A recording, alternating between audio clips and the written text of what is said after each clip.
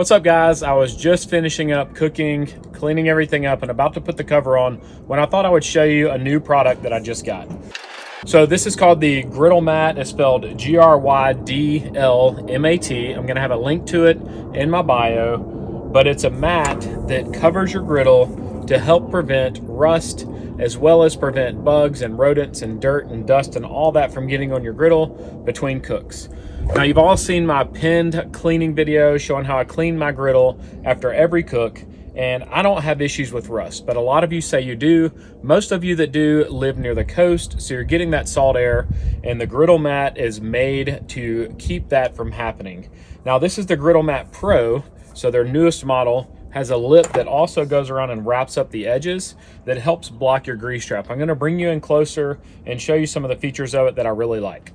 You can see that this goes edge to edge, corner to corner really well. They also have an attachment that's the hang mat that I will attach right here on the end, that whenever I take the Grydlmat off, I have somewhere to store it so the oil that's on the bottom of it doesn't get on anything else.